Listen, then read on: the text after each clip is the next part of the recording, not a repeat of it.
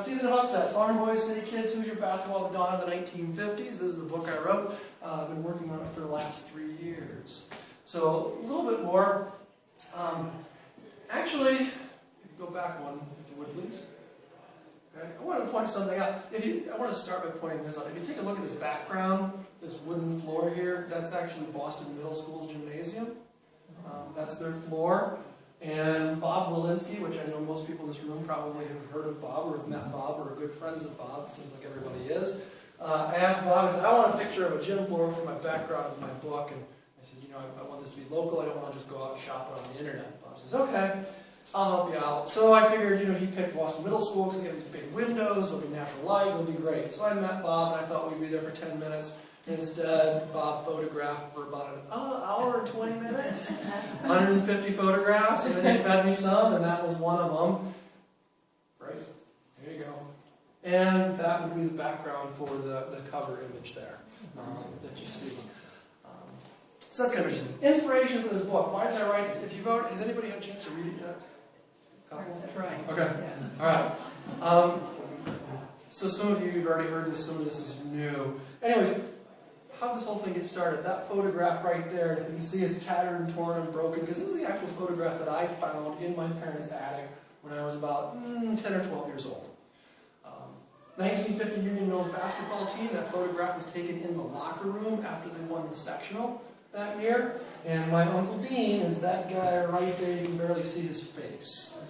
The other thing was I never met my Uncle Dean, because he passed away at the age of 26 in a farm accident when my father was only 14 years of age. So I never met him. So, you're a farm boy, you live in Indiana, you have a hoop in the barn that you shoot at, and you find this in the attic, and you learn that your uncle was part of this championship basketball team that won a bunch of games. So immediately you want to be like your uncle. And I took that picture, pinned it to my wall, and right now it's actually at my home in Ohio, hanging on the wall. It's been there. Well, I've always had it on my wall since I was 10 or 12 years old. So that's kind of what got this whole thing started. The only problem is, well, a little bit more information. So I decided, you know, it'd be neat to write a story or a book about this. And I started doing a little research. And yeah, it's interesting, you know, this little school wins. Big deal, right? It's a small story. It's not all that interesting. But, whoops, I just told you this whole story. That's okay. Did it again. So that wasn't enough for a book. Needed more information. You know, I wasn't even sure I wanted to write a book. I decided I would sit down and interview all the people who played for Union Mills, try and capture their story, what happened, write up some notes, gather the transcripts, put them in the museum, something like that, and be done with it. Fine, right? If there's a story, great. If there's not, don't worry about it. But some other things actually happened. So first, I learned that there were 15 high schools in LaPorte County in 1950. And that there was a diminutive student manager, Gene Goad. He actually just left at Union Mills. He was 16 years of age in this photograph. He was 4 feet 9 inches tall. He just didn't grow. So that's kind of interesting. And then I found out, wow, this is pretty bizarre. The Wanton Midgets were actually called the Rockets one year. And they fired the coach because they didn't like the name change, and they changed it right back to the Midgets the very next year. Most people did not know that and still don't know that. 12 of the 15 head coaches were World War II veterans, kind of a big deal. Wanata High School started out the season losing 18 straight games. Then they won 3 in a row and find themselves in the semifinals of the sectional, 1 game away from the sectional championship. How often does that happen? How weird. Wild Bill Yates. There was a coach named Wild Bill Yates. I mean, you know, it's like, well, that's interesting. Okay, so I heard more about him. But there's even more, so that's not enough for a book yet.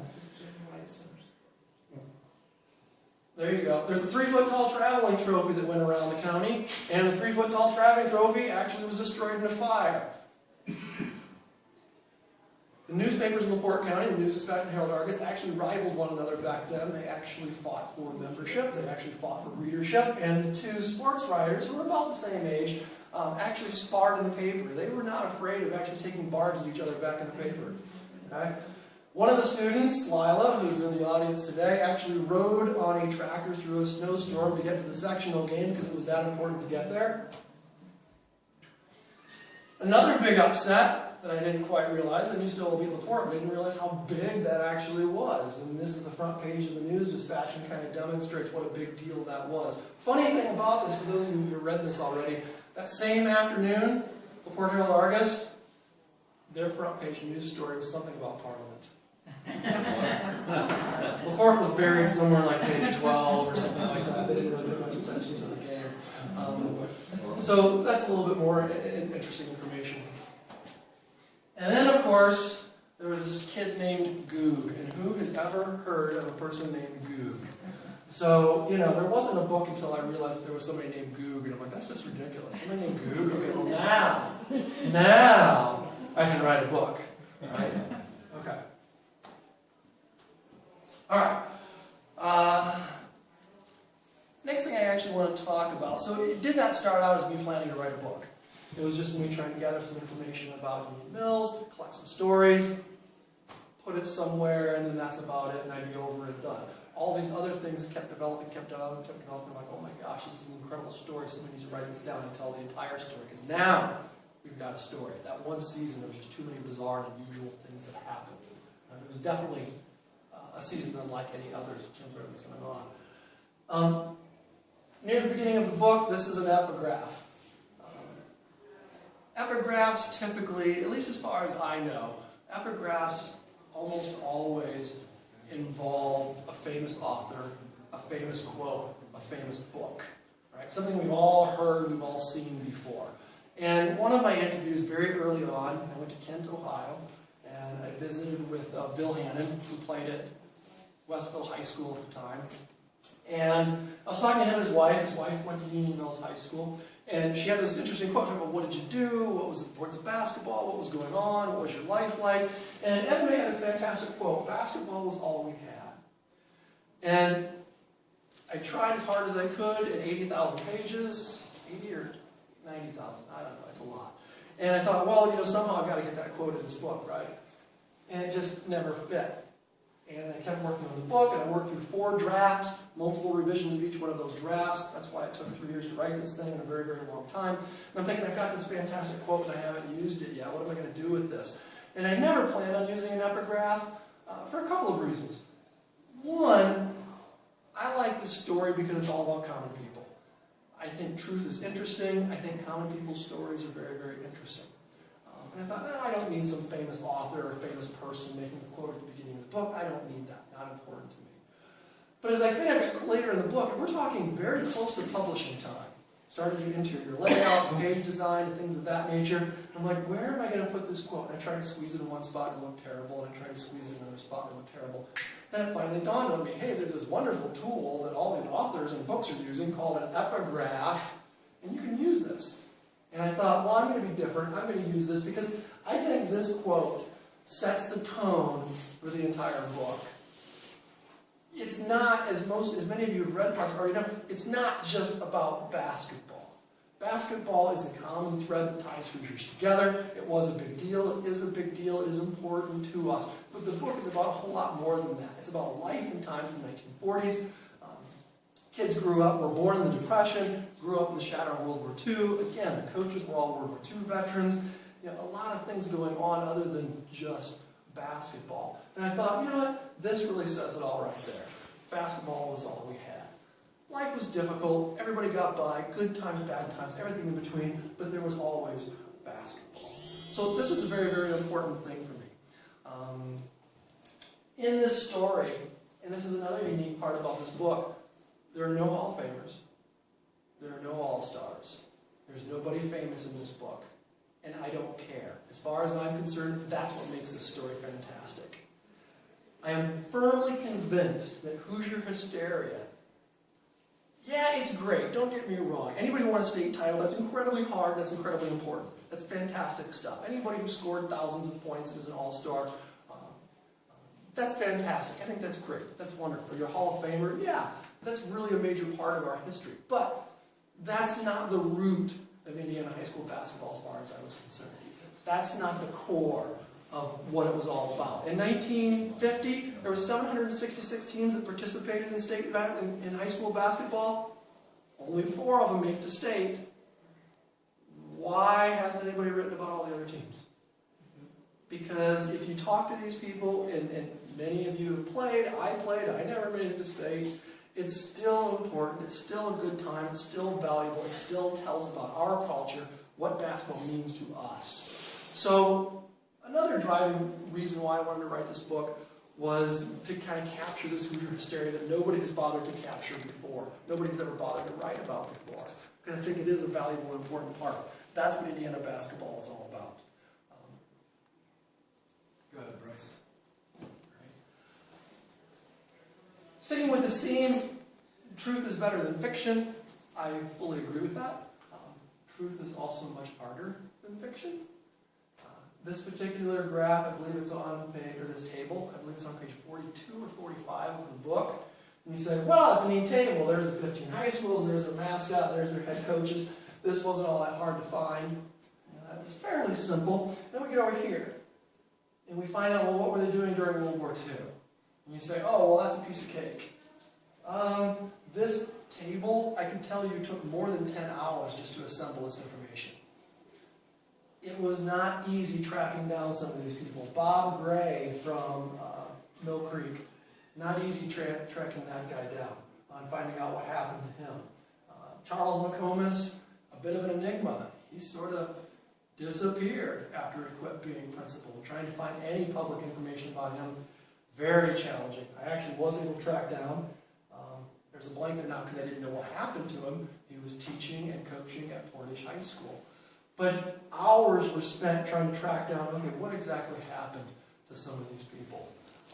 Let's see, some of them trying to find obituaries, and you say, well, just go to the library and look up obituaries. Great. What happens when they moved away in 1956 and never came back? And they never grew up around here. And I don't know where they grew up. It's not so easy to find. You say, wow, they grew up in southern Indiana, and he moved to Florida in 1956 and he never came back. How do you find the guy? Not very easy. George Bach, Union Township. Took a lot of time and hours trying to track him down. He's still alive, by the way. Lives in Terre Haute. Interesting thing about him, he was not in military service. He was a conscientious objector. Didn't even know that conscientious objectors existed in World War II, but they did. He served in the civilian public service, and before we're too eager to say, well, he got off easy, George Bach volunteered to be a human guinea pig. He was injected with infectious hepatitis, and he spent 3 months in the hospital so they could study the disease. Good times, he said. And he was glad to do it. He wasn't bitter about it. I said, well, that must have made you upset. He goes, no. He said, I saved lives. Them studying me saved lives. He said it was all worth it. If they'd asked me to do it a second time, I would have. He said, oh, it's an awful disease, though. Eyes turned yellow, his skin burned. He goes, it hurt. It wasn't very comfortable. But anyways, the idea, I think truth is very interesting. I think common people's stories are very, very interesting. We all have great stories. But it's hard. If this was fiction, if I was writing a novel, I could have just said, let's just make it up. And why stop at 12? Let's just make it 14. And I'm not going to spend 10, 12 hours trying to track down some of these people and find out what service they were in and whether they were actually in the service and when did they die and things of that nature. I just make it up. It's a lot easier. But you can't do that when you're writing nonfiction. Nonfiction is incredibly time consuming. It's very difficult. All right? Let's see. Look at something quick. A couple of things sticking on this. Truth is better than fiction and also more difficult. A couple other pieces of information. And this is what it takes to create nonfiction. We'll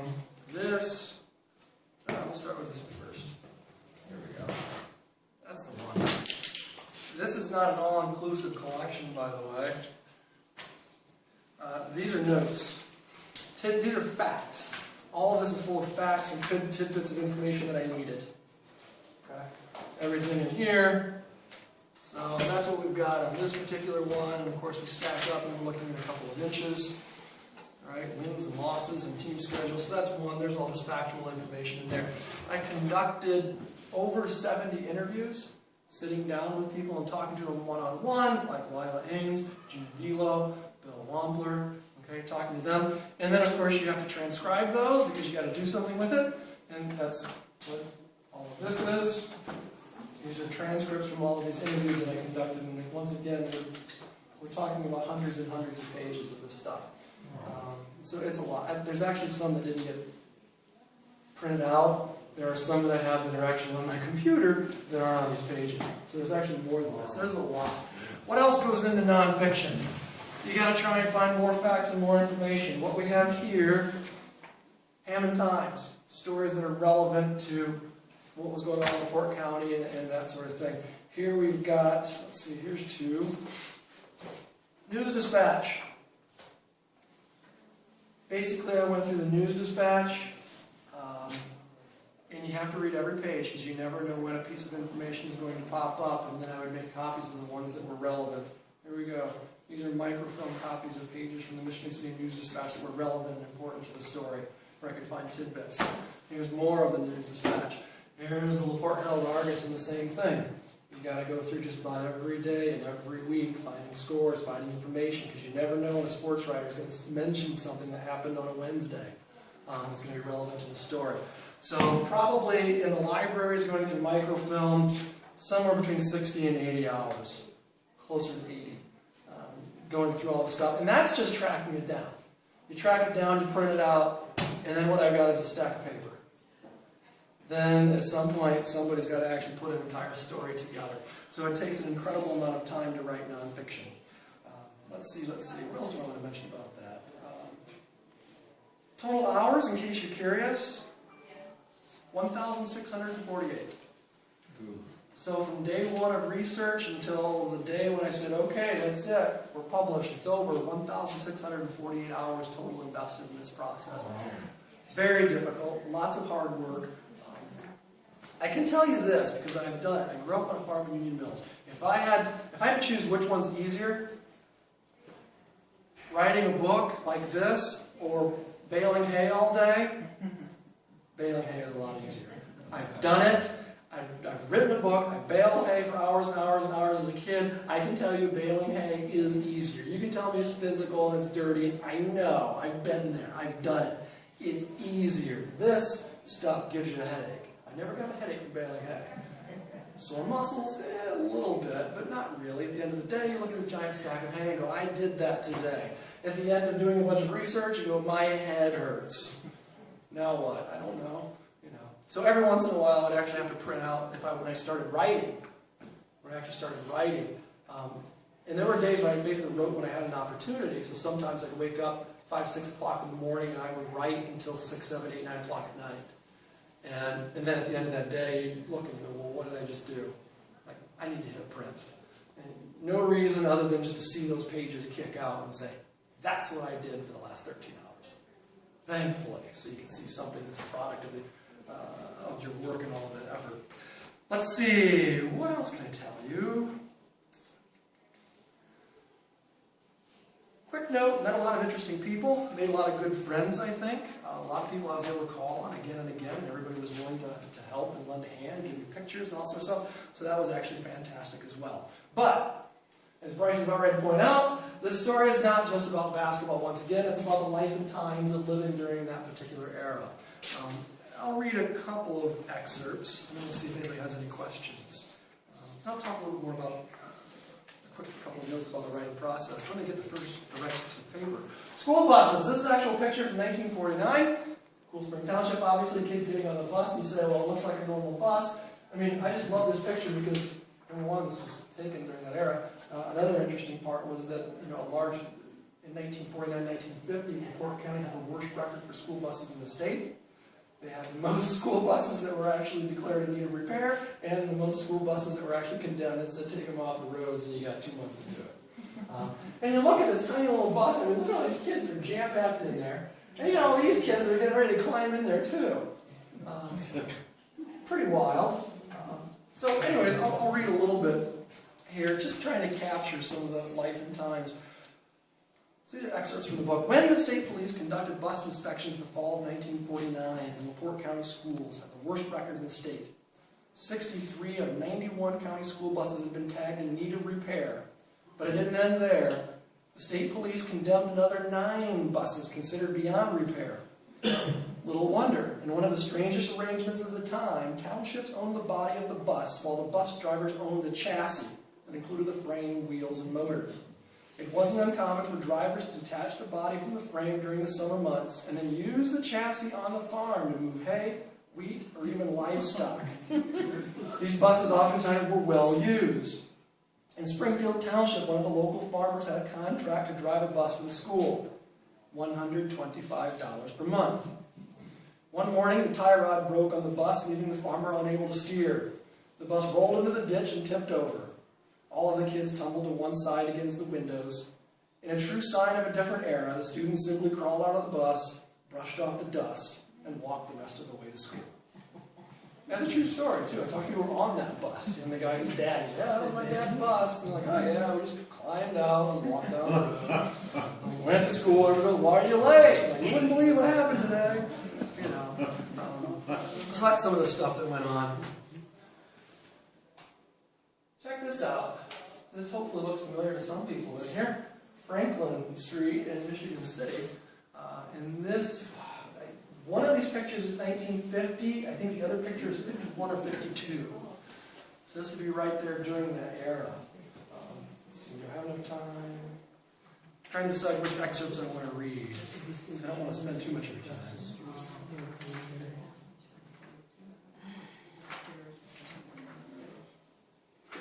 All right. Again, trying to capture a little of the spirit of like what was going on and what was happening during that time. Bright advertising signs lit up Lincoln Way Avenue at night. Lights shone through the plate glass storefront windows and illuminated the sidewalks outside. Merchants, taverns, and restaurants stayed open late, and the warm lights casting shadows on the sidewalks and streets lured shoppers. Cars crowded the downtown thoroughfares. Fords and Chevys and Plymouths dominated the streets. Those who had a few more dollars drove Pontiacs, Buicks, Packards, and Chryslers. Others preferred a local product, a Studebaker made in nearby South Bend with its split windshield and big chrome bullet projecting from the center of the hood. These cars flashed wide, teethy grins with mouths filled with chrome. Alluring, they tempted you to slide behind the wheel and take them for a spin. Their lines flowed down the long sides of the heavy sheet metal with rear decks sloping toward the ground. Chrome hubcaps and wide white wall tires flanked all four corners. The cars were big and bulky and beautiful. While the merchants welcomed shoppers spending money in their towns, some LaPorte residents held a grudge against the out-of-towners. Those farmers are messing up the streets and everything, one complained. It's all dumb farmers. Some took offense to these words, and most shrugged it off with a laugh. It was part of the back and forth between the city folk and their country cousins that had gone on for decades. But there was a growing frustration among the country cousins with regard to their tournament. And the small schools and small towns held the biggest bargaining chip of all, the LaPorte County Conference basketball tournament. When Michigan City merchants got wind of the growing malcontent among county school fans, they smelled a golden opportunity, and they knew where to make their sales pitch, a tavern in Westville. The county coaches used to get together once a month at the West Point Inn in Westville, and they would eat and drink and discuss business, and then just continue drinking and smoking and hanging out and having a good time. And that's where it actually got pitched, and that's where the idea to switch from LaPorte to Michigan City came up. Let's see, one more slide here. That's the Clinton crowd at the 1950 county tournament. Clinton Township had a whopping 29 kids in high school, by the way, and 15 boys among them. Lower picture, that's Michigan City versus Union Mills in the sectional championship at Elston Gymnasium. And Gene Gilo will have you know that he knows that leg anywhere. That's yours, right? That's Gene Gilo's leg right there. Let's see. I only want to read one more section because I don't want to. I want to see if we got anybody who has any questions or something like that. Which one to go for? Yeah, we'll go for some little basketball action. Stillwell versus LaPorte. As Goop dribbled the ball up the court, the Slicers players backed into their zone defense who looked over at the bench. Coach Martin's hand signals made it clear what he wanted to do next. Stop and take the shot. Pop! The ball cracked through the net, 35-45. Then Stillwell scored again. And again. 37-45, 38-45, 39-45. Goog gashed the Slicers' defense with 2 more long-range set shots. 41-45, 43-45. The Slicers scrapped the zone defense and scrambled to get the game back under control. Stillwell went on an 11-0 run before LaPorte finally staunched the bleeding. It was a real game now, and Stillwell had all of the momentum in its favor. Fans responded to the run by standing and screaming. Stillwell's cheering section, all 70 fans, was no match for LaPorte's 869 fans. But all of the county school fans and Michigan City fans joined in the fun and backed up the tiny Stillwell bunch to cheer on the town's boys, wrapped up in the enthusiasm. The recently departed fans heard the roar inside the auditorium, and when it grew louder and louder, they knew something was happening. Minutes earlier, the audience had drifted off, its hopes of an upset seemingly quashed. But now, the crowd was running at a fevered pitch, not seen nor heard since early in the second quarter. Everybody was on their feet. Union Mills diminutive student manager Gene Goad was in the top row of the auditorium and had to stand on his seat to get a glimpse of the action. "I mean, we were jumping," he said. "To see, you had to get up on the bleachers because everybody was up and yelling. It was a standing ovation for the last 3 to 5 minutes because it was anybody's game." Let's see. LaPorte leading by 4 points. Something strange happened suddenly. LaPorte fouled the Vikings 3 times in a row. Still was a great free throw shooting team and took advantage of the newfound glimmer of hope and connected on all 3 free throws and received the ball out of bounds after each successful toss. 46-49, 47-49, 48-49. David was now within a single shot of Goliath and had the ball yet again. Who did the Stillwell team turn to? None other than Goog Dunphy, who connected on yet another long-range push shot. The crowd erupted. Feet rattled the bleachers. Hands pounded in unison. The noise tumbled down onto the court. And of course, you know how it turned out.